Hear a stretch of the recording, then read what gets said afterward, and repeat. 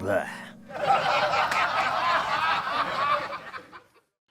So this is interesting. So first of all, The Fly 2 from 1989, directed by Chris Wallace. I gave it 4 out of 5 stars and a heart.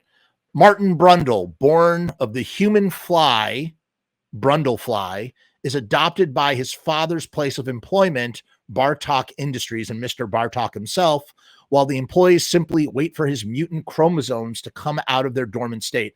It's a really evil film. Like, the premise is evil. It's actually, I would say The Fly 2 turns David Cronenberg's The Fly into the perfect 2-movie duology arc.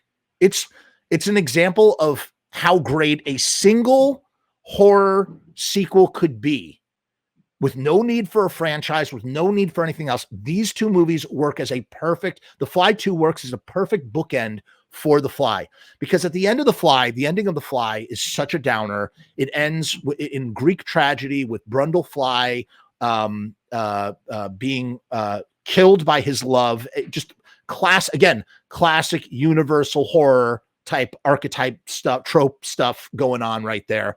And then the movie just ends, right? And it just leaves you on such a downer. But The Fly 2, in the same way that like sometimes fathers who die far too young find redemption in their sons. It's kind of like the reverse of the sins of the father, the redemption of the son, right? That kind of thing. And that comes in the way of Eric Stoltz playing Martin Brundle. And it's Daphne Zuniga. Zuniga, is that how you say her name? She's in another Mel Brooks film. This was produced by Brooks Films, as was the original Fly. She's in Spaceballs. She plays the princess. She plays the Princess Leia character in Spaceballs. And John Getz, he comes back as Stathis for a great cameo. He's a half man playing a half man, literally. The idea, the half man trope is the character from the first film who has some experience in the situation and can provide a solution for the protagonist in solving the issue at hand. And he does his role perfectly. It is perfect. And who plays, Anton Bartok is played by Lee Richardson. He's just the perfect evil businessman who goes from being an adoptive father to literal father of Martin Brundle in a backwards kind of way. It was co-written, I believe, by Mick Garris. And, Mick Garris is really good when it comes to, he's pretty good at sequel stuff. Let's see, was it written by, yeah. He was one of 4 writers. Frank Darabont also did some writing on The Fly too, and that makes a lot of sense because Frank Darabont is a great friggin' writer, man. Okay, Mick Garris did the story. He did the story, and he helped on the screenwriting as well. But he did the story initially, and it was produced by Mel Brooks. And it is a great sequel, man. It is a great sequel. It's really sad. Martin grows up. He has an accelerated aging. He thinks he has an aging disease. He accelerates. He has no idea that he's being injected with a placebo, and they're just literally waiting for him to mutate because they know he has dormant genes and that they're going to come out at some point, and they just want to see him mutate into the fly so that he can be kept as a specimen. There is a really sad part of the story. He has a dog that's a test subject that gets put through the telepod and gets mutated into a monstrous dog. He gets reconstituted the wrong way, and he thinks the dog has died, but the dog hasn't died and it has been kept alive this whole time. It's really sad.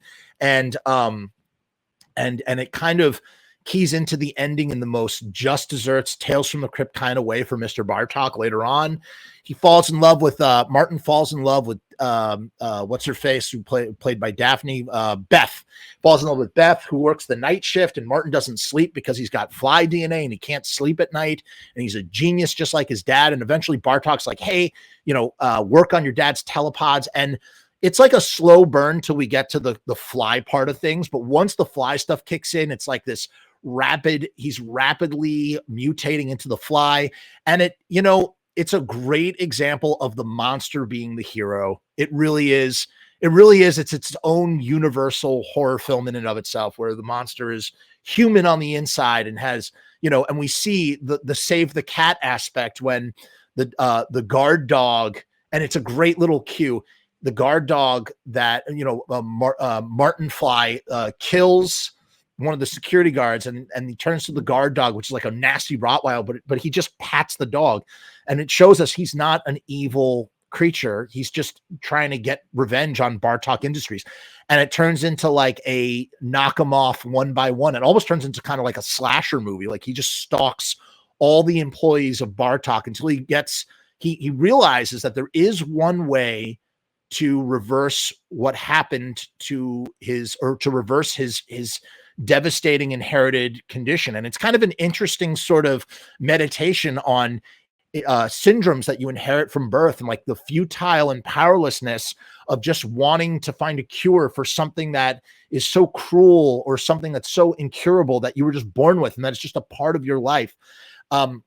He figures out that he can splice a healthy donor DNA into and replace his fly DNA through the teleportation process. But the caveat is that he would basically have to trade someone's DNA for his own, and that person would then become a mutated, gross fly monster. And he doesn't want to do that because he's not a bad guy. There's only one person that's possibly deserving of that. Of course, it's fucking Bartok himself. So and it's just such a great case of comeuppance. And they go into the pod together, and Bartok comes out as a monster that very much reflects the dog that he kept alive, that Martin, gave him mercy killed in a merciful kind of way. The fly makeup is gruesome. I prefer the fly monster in this one to the fly in Cronenberg. In fact, it's the one area where I think it's superior pound for pound. And even though The Fly 2 is a lesser movie than the original Fly, the two really do go hand in hand, and almost could kind of be like a volume 1 and volume 2. I almost kind of feel like I have to watch The Fly 2 after I watch The Fly, because you really do need that happy ending. And it's just one of the few horror films that have a happy ending. Martin turns out, he comes out like, they have to like peel away all the gross flesh from that, because he's kind of like still embedded. He's like reborn as Martin, the human. And what's interesting is Barton, who's always been a father figure to Martin, literally becomes his father because he inherits Bartok's DNA when he goes through the machine. So he ends up getting Bartok as a third parent, which is kind of an interesting little premise right there. And it's great, man. It's a great sequel. It's always been a great sequel. I always loved it. And it's just again a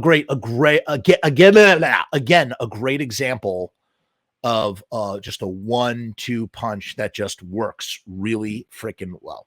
So The Fly 2.